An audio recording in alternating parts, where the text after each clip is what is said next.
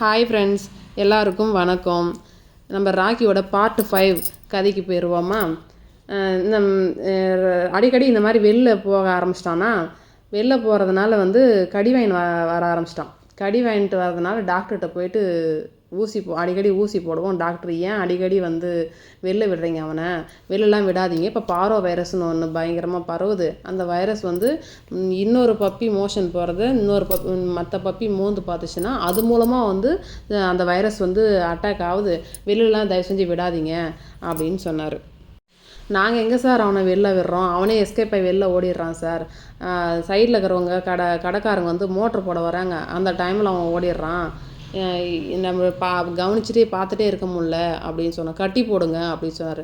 கட்டி போட்டால் குழந்தைலேருந்தே அவனை கட்டி போட்டு பழகிறதுனா பரவாயில்ல, அவனை ஃப்ரீயாகவே விட்டு பழகிறதுனால கட்டி போட்டால் பயங்கரமாக சவுண்டு போடுறான். அக்கம் பக்கம் இருக்கிறவங்களாம் ரொம்ப தொந்தரவாக போயிடுது. அதனால் அவனை கட்டி போடுறது கொஞ்சம் பிரச்சனை சார் அப்படின்னு சொன்னோம்.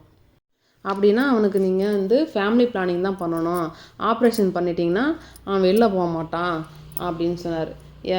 எப்போ சார் பண்ணலாம் அப்படின்னு சொன்னதுக்கு, இப்போ பண்ண முடியாது, ஒரு 2.5 வயசுக்கு மேலே பண்ணிடலாம், அதுக்குள்ளே நீங்கள் ஏதாவது ஒரு ஃபீமேல் டாகோட அவனை சேர விடுங்க, அப்புறம் பண்ணிக்கலாம் அப்படின்னு சொல்லி அனுப்பிச்சி விட்டார். அப்புறமா ஒரு 2-3 மாதம் இருக்குன்னு நினைக்கிறேன். அது வரைக்கும் கொஞ்சம் பத்திரமா தான் பார்த்துக்கிட்டோம். அப்புறமா கொஞ்சம் வெளியில் இந்த பாத்ரூம் வாக்கிங் கூட்டிகிட்டு போகிற டைம்லாம் என்ன பண்ணால், அந்த ஒரு ஃபீமேல் டாக் பப்பி பிங்கின்னு ஒரு கேரக்டர், அந்த பப்பி கூட ஃப்ரெண்டானா. அந்த பப்பி கூட சேர்ந்து அந்த பப்பியும் ப்ரெக்னென்ட் ஆயிடுச்சு. அப்புறமா என்னாச்சுன்னா, அந்த பப்பி ஒரு 2 மாதம் ப்ரெக்னெண்ட்டாக இருக்கும்போது ராக்கிக்கு ஆப்ரேஷன் பண்ணுறதுக்கு ஹாஸ்பிட்டலில் அட்மிட் பண்ணி ஆப்ரேஷன் பண்ணி 2 நாள் கொண்டு விட்டுட்டு போயிட்டாங்க. அப்போ தான் அவன் காதை கட் பண்ணி விட்டாங்க. எல்லோரும் ஏன் ராக்கி காது கட் பண்ணியிருக்காங்க, ஏன் ராக்கி காது கட் பண்ணியிருக்காங்க அப்படின்னு சொல்லி கேட்டிங்களே, எதனால் கட் ஆயிருக்கு சொல்லி கேட்டிங்களா, அதுக்கு இதுதான் காரணம். ஃபேமிலி பிளானிங் பண்ணுற பப்பீஸுக்கு இந்த மாதிரி அடையாளமாக காதை கட் பண்ணி விடுவாங்களாம். எங்களுக்குமே தெரியாது. வந்ததுக்கப்புறம் தான் அவனுக்கு காது தான் அழகே, அந்த காதையே கெடுத்துட்டாங்க. எங்களுக்கு ரொம்ப மனசு கஷ்டமாக போச்சு. முயல் குட்டி மாதிரி அவ்வளோ அழகாக இருக்கும் அவன் காது, அதையே கட் பண்ணி விட்டாங்க. அப்புறம் தம்பி ஒரு 2 வாரத்தில் பிங்கி குட்டி போட்டுட்டா. எத்தனை குட்டி தெரியுமா? 3 குட்டி போட்டா. 2 கெடா குட்டி, ஒரு பொட்டை குட்டி.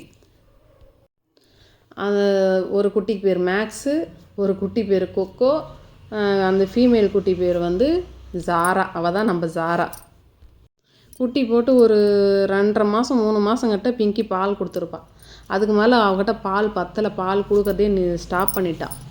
இப்போ நம்ம சைடில் சர்லாக்கெலாம் வாங்கி கொடுத்தாரு எங்கள் வீட்டில். அந்த 3 குட்டிக்குமே சர்லாக்கு, வீட்டில் பால் காய்ச்சினா பால் ஊற்றி வர்றது, பால் சாதம் வைக்கிறது, இந்த மாதிரிலாம் கொடுக்க ஆரம்பிச்சிட்டோம் குழந்தைங்களுக்கு. அது நல்லா சாப்பிட ஆரம்பிச்சிட்டாங்க. கொஞ்சம் என்ன தான் நம்ம கொடுத்தாலும் அவங்க அம்மாட்ட போய் கொஞ்சம் தொந்தரவு பண்ண ஆரம்பிச்சிட்டாங்க.